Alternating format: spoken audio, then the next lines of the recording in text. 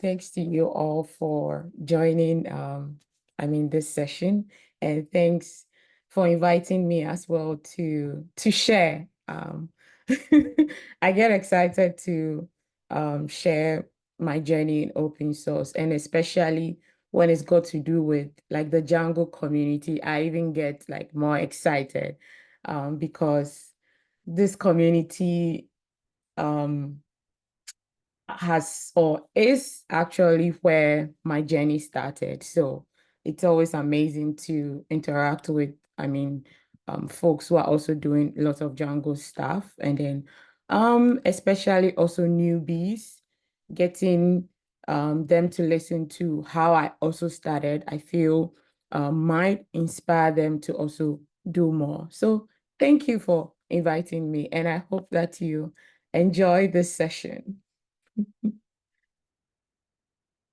So like Tim mentioned, I love like open source, and I'm affiliated with some organizations like he mentioned earlier, the PSF, the DSF. I've done a few like work globally and then some locally. I'm Ghanaian, but I currently live in Cincinnati, Ohio. And yeah, most of the work that I've done over the years, like since 2017, um, has like or majorly started from Ghana. And it's centered around open source programs management. I love brainstorming and coming up with programs that it's engaging and bringing more people into open source or the Python software community. And I'm a community builder as well. And recently, or say like in 2022, I found out that I could actually do research in open source. And like Tim said earlier, I just defended my master's thesis, so I can probably officially call myself a researcher, even though I've been saying that for quite some time now. Um, when I'm not doing like open source as well, I love advocating for girls in STEM. Love interacting with other women in STEM, and then also coming up with programs at my nonprofit, Mesrenyame and Friends, where we are introducing young girls to STEM through practical sessions, and then also giving them like mentors. So this is where like my journey started. In this talk, I'm just going to share about my journey, how it has impacted my life, and hopefully anyone who is listening to this or watching this can also carve their path as well. So my journey getting to know open source in general started at Django Girls Accra in 2017.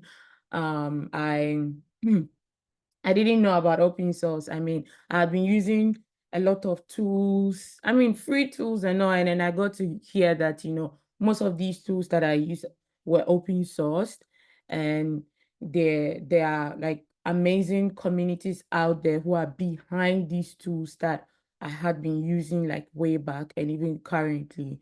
And I got very much interested, and at this Django Girls event, I got introduced to Django.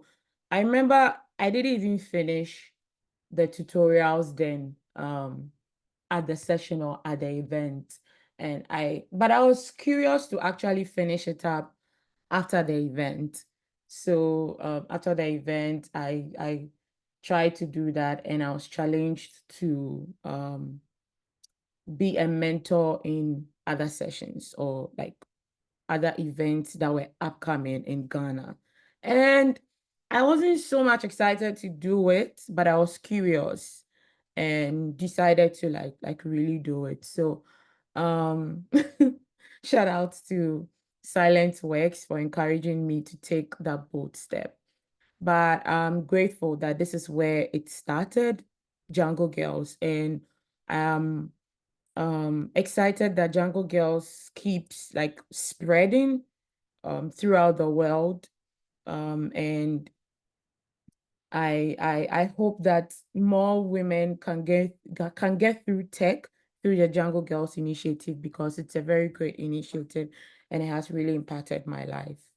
That I'm going to go into details about what my journey like has looked like, or what it looks like.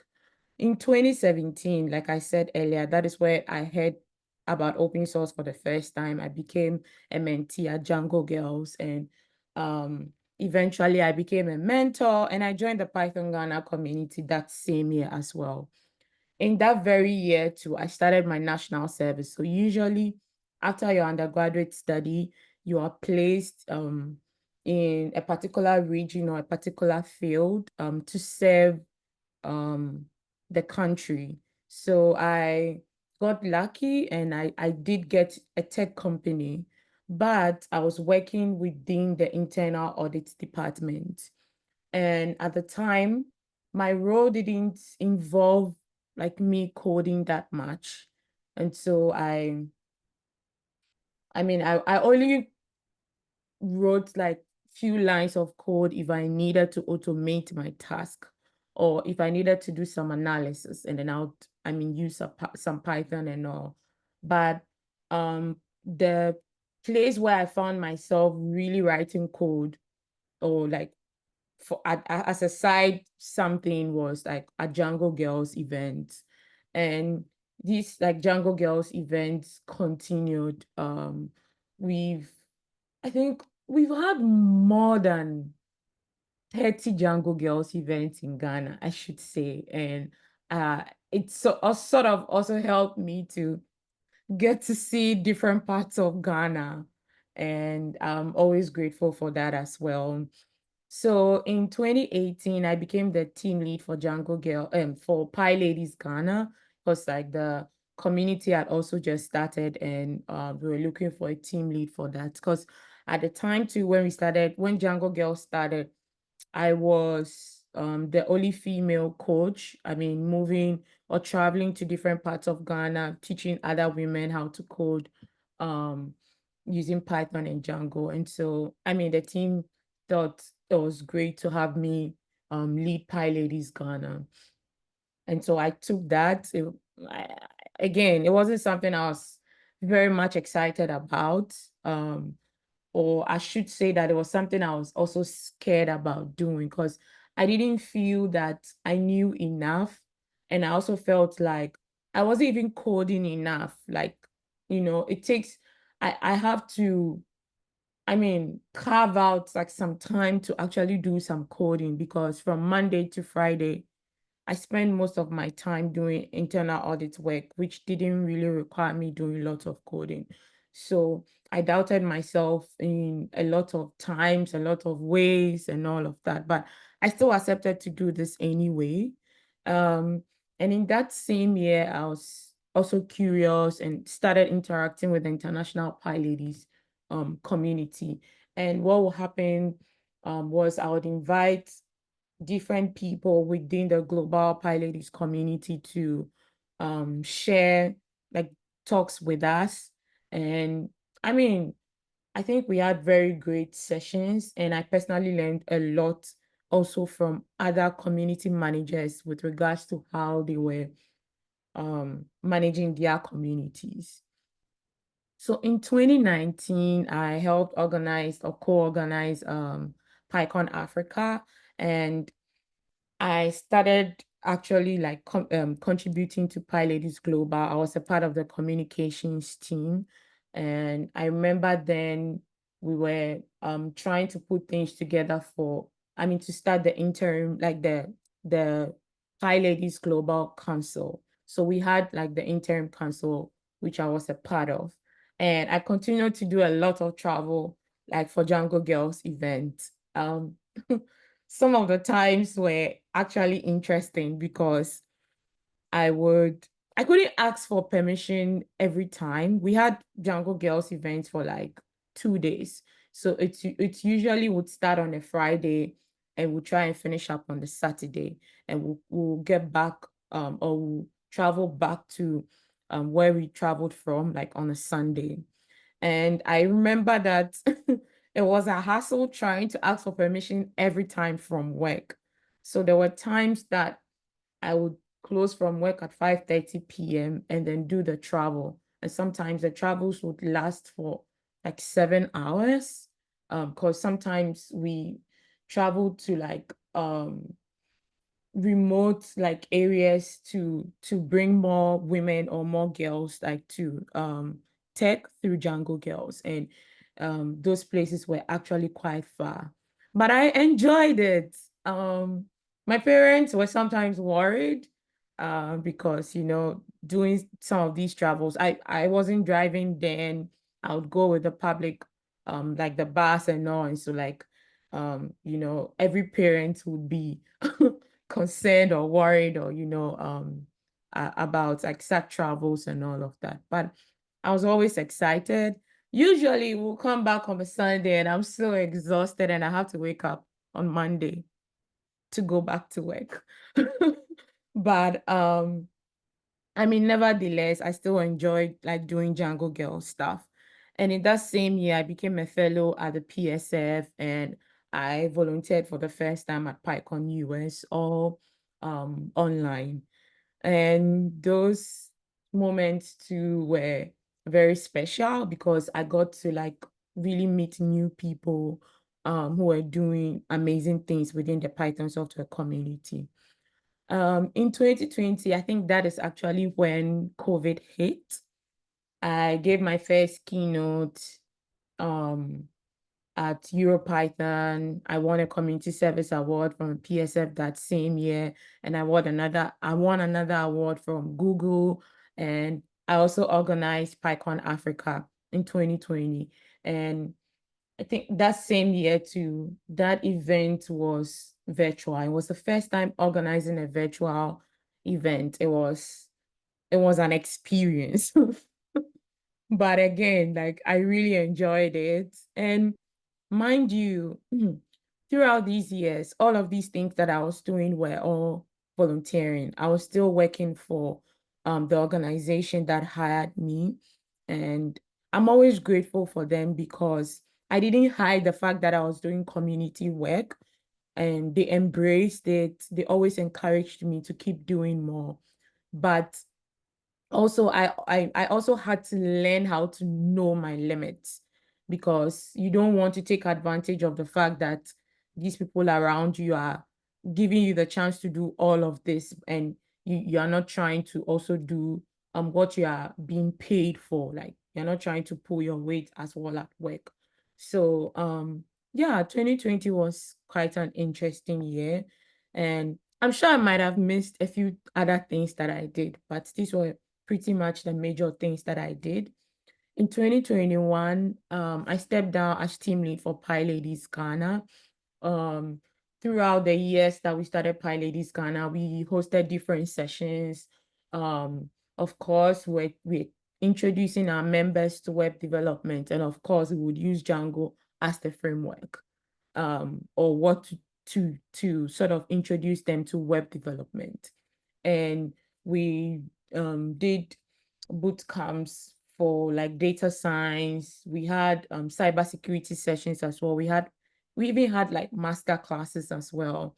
And um, I mean, I felt like we had done a lot. And from 2017, where I started volunteering as a Django Girls coach, I mean, by 2019, we had a lot of females who had now also started wanting to give back as being mentors.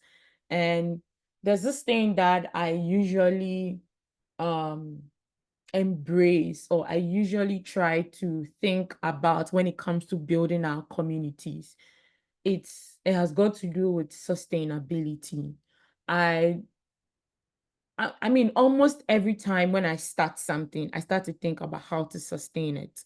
And I believe that one of the ways that we can help sustain our open source communities is if we invite other people to also step up and take up leadership roles, and also help them to continue building the communities, while she also take up other interesting stuff, or other other parts of community building to also do.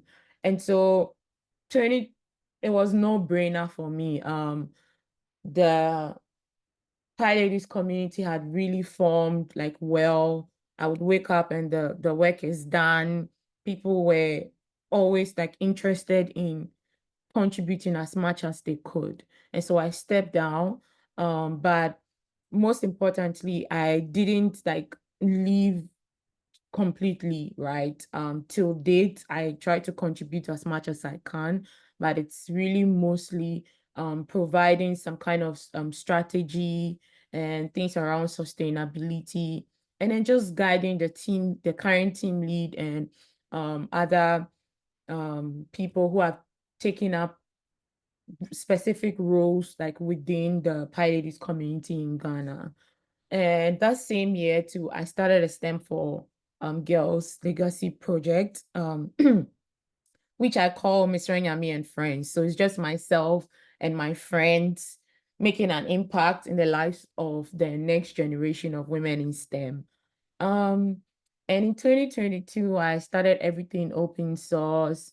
Um, I mean, this started as a Twitter space, and I've had Jeff join us as well to share. I've had like other people within the Django community also join us on Twitter, like to share on different um open source topics.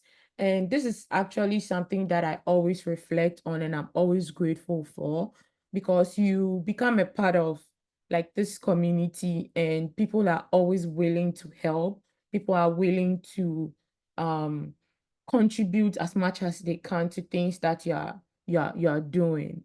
And so everything open source started as a Twitter space, and now what we are doing is we are sharing resources and we are coming up with different ways to bring people into open source. That same year as well, I became an individual member at the DSF, and I started grad school, which led to me starting my journey in doing research in open source.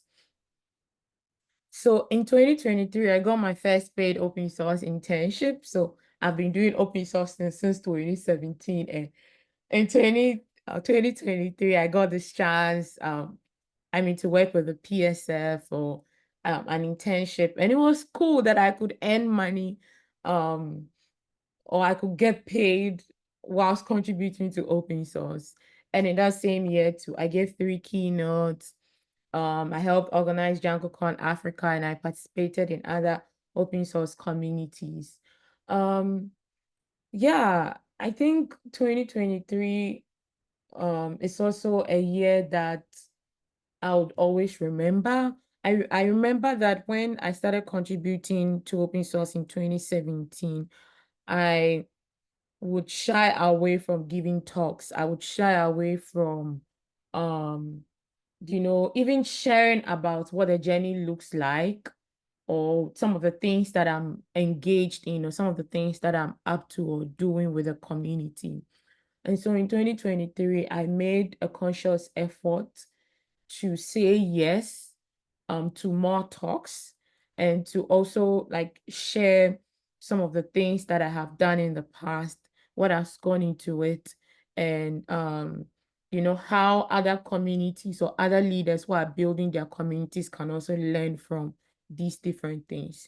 So 2023 was actually a great year, and I was still on the journey of contributing to open source through research, my research work, um, which is focused on open source governance. So we are trying to see how we can build a tool to help open source communities learn more about their leadership groups or teams, and especially when it comes to elections, um, ensuring that this tool can help them learn about these different nominees in order to help them make informed decisions during elections. And the end goal of this is to help that particular open source community to actually improve their diversity, equity, and inclusion efforts within their community.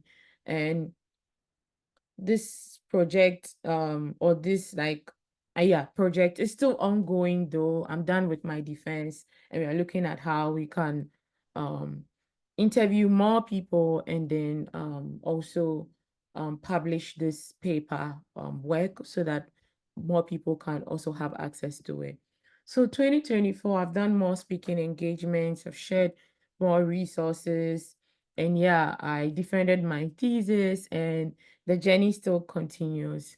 This is how my journey has looked like since I first heard about open source in 2017.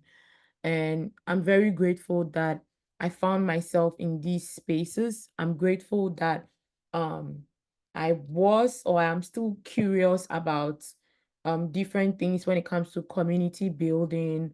And above all, I'm grateful for the Django software community. Now, these are a few challenges that I'm going to share, personal challenges that I went through throughout this journey of community building and even personal discovery. So I did have some challenges with like work-life balance. Um, I mean, I was I had a job and I was still exploring, just pretty much trying to find myself where I fit in tech.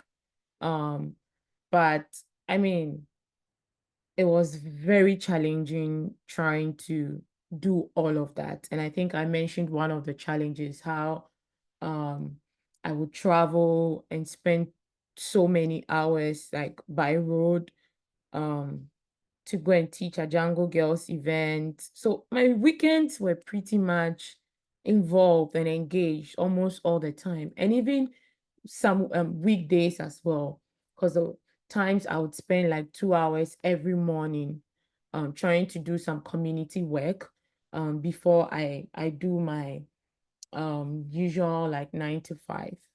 And I also battled with imposter syndrome. Um, there were times I also had challenges handling like constant change and uncertainty, because there was a time that I lost my job, and it was, I mean, it was very challenging because I had to navigate trying to, um, find a new job whilst also still giving back to the community. And it's not a joke, because at a point you want to give all your time to trying to find that new role. And another point, your community also needs you. So it's just like you trying to handle and balance like it all. And eventually I'll get burnt out. But yeah, I'm thankful that I now know how to take breaks. And I also did have limited resources. I remember when I started community building, there was no handbook to say, this is a guideline. You could use this, you could start from this side and, use these resources, invite these particular people, host these particular topics, like, and even for, funding as well. But we're always thankful for organizations like the DSF and the PSF who would come through for us to get some form of funding to organize our events. But it was very challenging. And I think my organization that had me then to did help in so many ways by hosting us to have events in their space and all. But it was very challenging trying to navigate like all of these, whilst also trying to find out where I fit in tech. So how did I overcome these challenges? I connected with other open source contributors like globally. It sort of helped me learn how to do better, even in terms of contributing to open source itself, and even how to manage like the community. I also started setting realistic expectations, because I am really a sucker for coming up with big ideas. Like when it comes to like organizing programs and all of that, my mind is like I have big dreams and like big programs like I want to organize and all of that. But um, I had to learn that sometimes you have to be realistic, right? With some of the things that you come up with. And it sort of helped because I would break down those tasks into smaller tasks and then um, try and find out when it's realistic to actually implement some of these things. And it really helped overcome the challenge of getting like burnout and all of that. And I also do and or did or still do embody the mindset of bringing other people into leadership opportunities.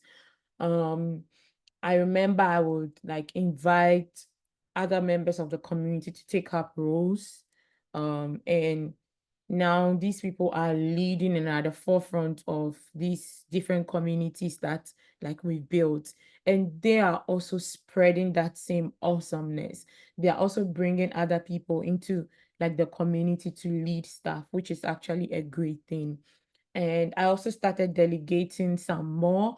I remember when we started the whole community building in 2017, it was hard for me to delegate because like I said earlier, like I had these whole and big ideas, big plans, coming up with programs, and I would usually want to do almost everything by myself, but that is not sustainable.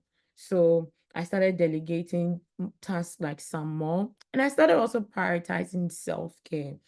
Um, I love art. I mean, I love drawing. I love painting. I love going out to see places like the museum, things that gets like me like inspired. But then also doesn't really involve like doing so much, right? Um, I learned how to swim though. I consciously learned like how to swim. And I find that now as a self-care that I keep trying to like go to, which is really helpful. Um, Another way, or the last point that I would like to share here, is gathering feedback and doing some kind of retrospection. You're building a community, you're dealing with humans. It's always important that you are interacting with them, trying to find out how the community is doing. So what I'll do is every year, at the end of every year, would conduct a survey to find out how we did in the year. And then also try to learn for our community members what they are looking forward to us doing in the coming year. So these sort of helped us come up with specific programs tailored to the needs of our community members. And it really made the whole like the work I won't say like easy, but it made the workflow seamless because you sort of are not trying to come up with things all by yourself, but you're taking the feedback of your community members at heart and you're providing value. So what are some of the benefits or some of the things that I have personally like come to enjoy out of my journey or out of doing all of these different things? It has obviously improved my skills.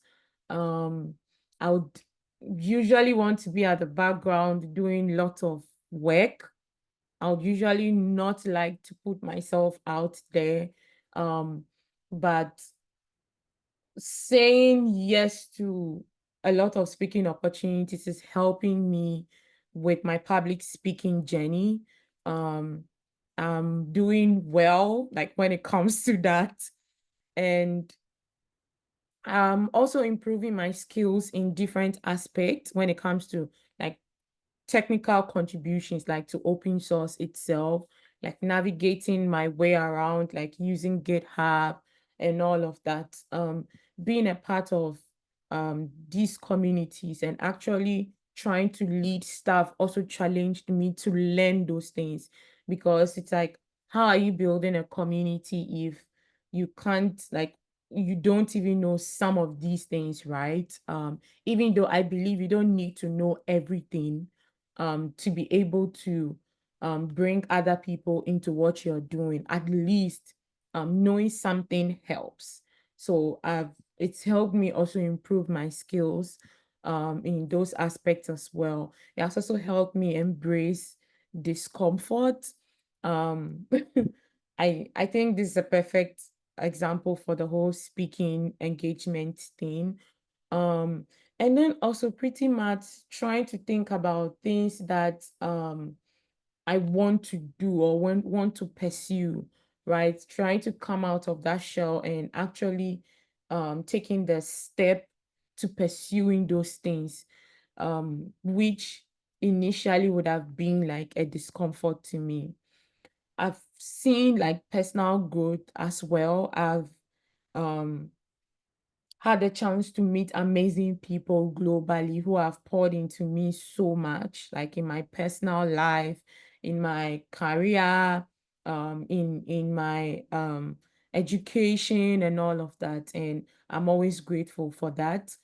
And above all, I have or I feel this sense of purpose because I'm actually always finding that like contributing to software that you rely on can definitely give you some sense of purpose.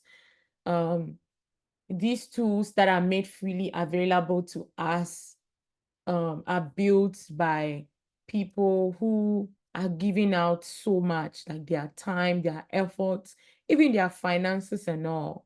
And we get to use like these tools for free.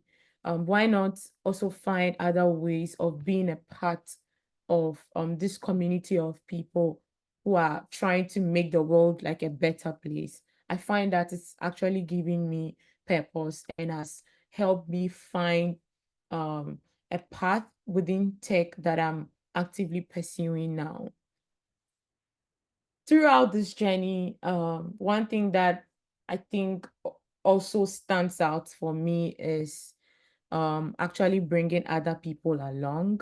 And I hope that whilst you are also contributing and trying to find your way within this community and all, you also try to bring other people along because I believe that we rise by lifting others.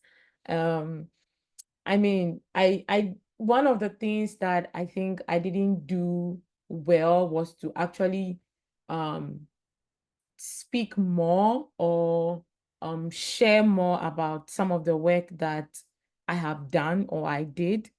And so sometimes when people who are way outside of the community hear about some of the work that I have done, and they're like, oh, this girl or this lady got this recognition and all, I'm wondering like, what did she really do? And all, it's like, there's been years of hard work, years of figuring it out, like, and years of just like being curious and just like doing it even when I didn't know how to do it.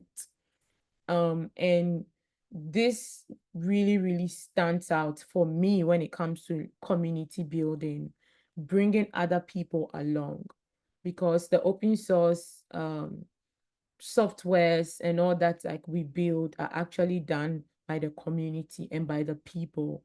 And so how or what are we doing to ensure that people also come into our community? And I definitely am a testament of this particular quote because I've really come far by actually bringing other people along. And throughout that journey, um, I have found my purpose and I'm living it. So I'm back here to Django Girls, where it all started, just to say that I'm grateful for this community. It's it wasn't easy the first time, but I found that first of all, I could write simple lines of code in Python, and then that was cool. I had done some Java and all of these other languages before, and I was like, how or why am I now learning Python, right? And I learned about like Django. and got to find out that there's a whole community that I could actually be a part of and contribute to. So I'm grateful that this community exists, and I definitely want to do more at everything open source, at the PSF, definitely spreading um, the use of the Python software, uh, I mean, in different parts of the world, especially in underrepresented areas or communities. I also definitely want to do more within my girls in STEM projects. We are definitely going to start introducing these young girls to Django soon. And I'm gathering resources on how to actually introduce teens to open source. So definitely do share any resource that you find or that you have used that has been helpful to you.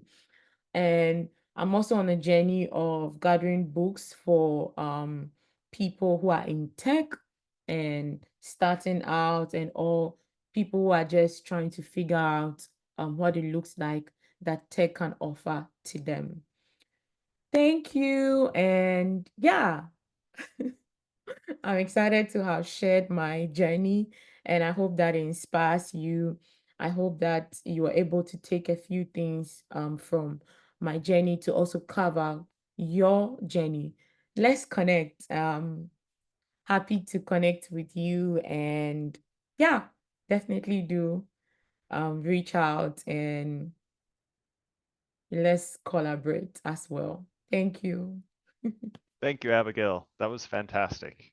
I a little embarrassed to say it was like slide 3 or 4. I realized you had Djangonaut Space branding. It's like, yeah. No, I really love hearing about your experience and what you went through and like explaining the challenges you go through and how you overcame them. Like it's all very relatable. Um, uh, yeah. Anyone have any questions for Abigail? I have one. One of the things you had said was inviting others into positions of leadership. I'm curious, how did you know when people are ready to be to step up into those roles? Hmm, this is actually a good question. So we had been doing this for quite some time. Some of it though were people being curious.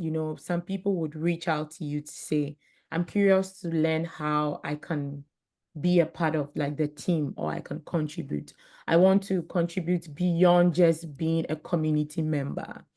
And then you sort of have interactions with the person or those people to find out, what are some of the things that you find like interesting to you, or these are the sort of like roles that the community requires. And then I mean, we take it from there. But on the other side, like I would find people do things like, for example, when we have um like a community event and people ask like specific questions, um, you would definitely find people with different characteristics, different energy who come into the room. And so I would really like observe, and I just reach out to people and I pitch to them. I think you're very good at doing this. You asked this particular question, and I think that um, you sort of can help us navigate this aspect within our community. What do you think about it? And that is where it starts. And I would usually like do or start with them. Like when I reach out to anyone, I don't just dump the all the work on them to actually do. We will try and figure it out. Like we'll try and start like together. But then as time goes on, people start to take ownership of their work. And I found that like it really, really helped. Because sometimes people just really don't know that they are needed in these different aspects when it comes to like the community. And I remember there was this lady too, she's like Vanessa. She's done some coding before, but she's really more of a communications person. Like she went to the Ghana Institute of Journalism. She was curious about coding and all of that. But I realized that coding full time might not really be what she really wants to do. But we sort of need someone to help us with posting social media content, um, helping us respond to emails, helping us like generally communicating with our community members. And so this person would maybe, because the person, or because like the community seems like it's just like a coding community, this person wouldn't necessarily feel like they belong in this community. But when I realized that, okay, no, this person has shown interest in attending our events and all of that, how can we bring this person into our community to make a difference? It doesn't matter if the person is actively writing code or technical documentation or whatever, like other aspects that we have in software development. And you find that they are very much like excited to do it because, hey, they found a way that they can contribute to the community. So it's just like pretty much observing, trying to know people on a deeper level, and just trying to come up with something that I know very well that the community needs, and pitching it to them to see if it's a good idea, if to see if it's something that they would like to do. And usually it works, because it is something that they are interested in doing and are interested in contributing to when it comes to the community. So yeah, it's not a Thank you. secret, but maybe that's my secret. Yeah, for me it's like the like when you step down from the Pie Ladies lead in Ghana, like that transition I imagine had to be a little nervous. Yes. So it was a lot, I should say. It took, I think, more than a year for me to even get convinced that, okay, like it's really time. Because sometimes people might not do things the way that you might like things to go, or even the way that it's supposed to like help the community, right?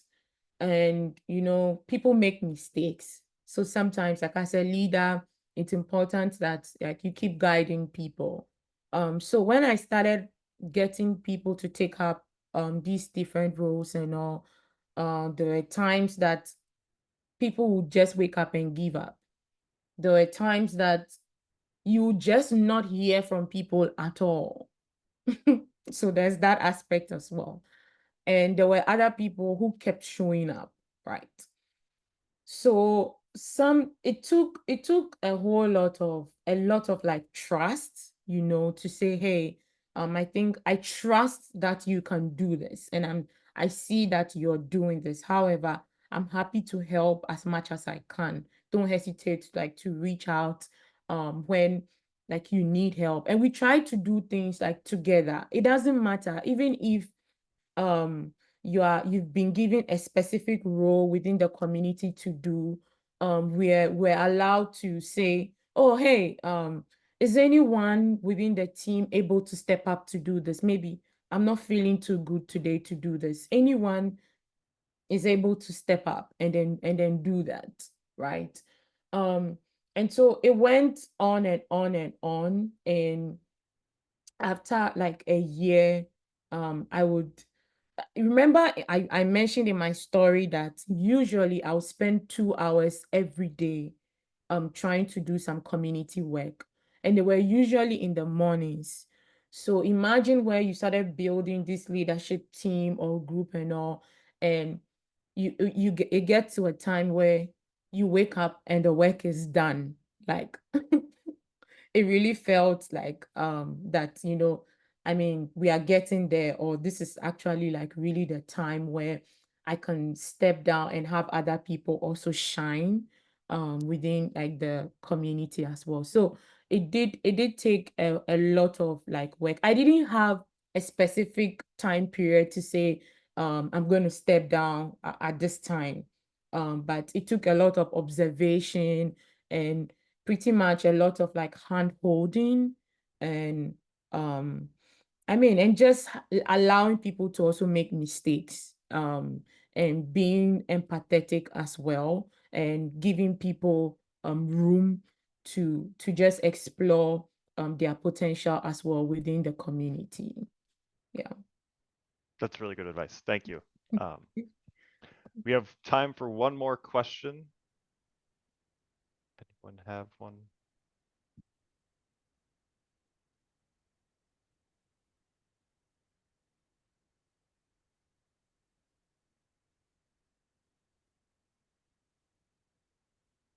Priya, yes. Yeah, hi. It was an amazing talk. You mentioned that you started interacting with the international PyLadies people, right? When it comes to communities, it is common that when it comes to the local community versus the international community, there is that certain gap that needs to be bridged in all the ways. That could be multiple ways, right? So there, I want to know, were there any shared struggles that you were facing within the local communities which helped, see a source of inspiration from the international interactions and help that within in any aspect? I'm really not sure I got your question well. Could you kindly repeat your question? Okay, yeah, sure. So, for example, when it comes to local communities, there are certain struggles, right? You mentioned that there are certain challenges, be it burnout or be it anything personal, professional. And when we interact with an international organization, let's say, so their challenges are different, their solutions are different. There is that certain gap somewhere. So how to bridge that properly, or were there any sources of inspiration, or were there any sources of, beacon of light to bridge that gap within the local communities versus the global communities? So that's what I wanted to know. Yeah, this is actually a great question. Um, I think personally, some of the things that really popped up when I started interacting with leaders from the global communities were finding resources, right? Things related to like resources, I don't really think I mean, it definitely depends on the community that you're building. But I found that like interacting with different people like globally helped me find different resources for my community. And once a while, I will bring some of these people to also share um different things. Like some of them even were mentors on in some of the different programs that we had, right? Would bring them to share different talks. And sometimes you find that those things are standard practices, I mean, in the whole world, right? So being able to interact with global communities sort of like helped with streamlining things around resources and just really getting inspired by things that people are building globally. But when it comes to running the community locally, right, there were definitely some ideas that I picked, right? Aside from getting resources and all of that to help build my community locally, there were definitely some ideas that I picked, right? Sometimes we would implement these ideas to see if it works, right? I'll give an example. The example of Pie Ladies Night. I think I chanced on that, like on the Pie Ladies platform and all. And I saw that they had that particular person who was sharing that experience had it in a different way. And we also, when we brought it into our community, we also had it in our own way, in the sense that a Pie Ladies Ghana, Pie Ladies Night, we sort of, that is actually a session where we interact with our community members and even external people to come share different things. We call that Pie Ladies Night. And we'll pick a night, and then we pick a topic and we discuss it, right? And but these other people that I was also interacting with were also having it in their own way. I remember others who have like coding and pizza, like, things like that. But you realize that there are things that work out for them. But some of the things that you can take note of is, what are these other global communities doing? Even if it's has got to do with the naming, how can we adapt it in our own way within our community? It doesn't have to be the same steps.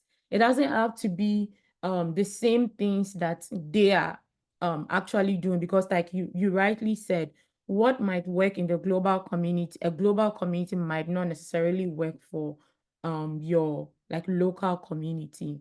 And I think I mentioned something in my talk as well, trying to get feedback from like your community members. It really, really helps. So you're getting feedback on how to serve them better, right? What does it look like in their journey? What do they need at that point, right? Getting such feedback as well can help you come up with initiatives or programs that is going to be for your community. In fact, there's really no harm in even asking people, okay, these are some of the things that um our community said like they need or they want. How can we go about it? Sometimes we put it on ourselves as leaders to um try and brainstorm and come up with all the ideas in the world, but sometimes just being curious to even learn about how to implement things from your community also like can help you come up with programs or initiatives that are tailored to the people within like your community. So yeah, I think those are things that like really helped. I just really think that some of the things are best practices or standards that like can work anywhere, and some of the things are just like ideas you can pick up from um these global communities. But then again, even if you pick up an idea and you try to implement it within your local setting and it doesn't work out, there's always room for you to learn. It doesn't work out, but you realize that an idea will pop up. But if you don't try it, sometimes you might not really learn how whatever idea that you found that is working out there can work out for your local community. So yeah, sometimes um it might not go entirely well, but you find that an idea will come out of that experience, and you can use that to help build your community.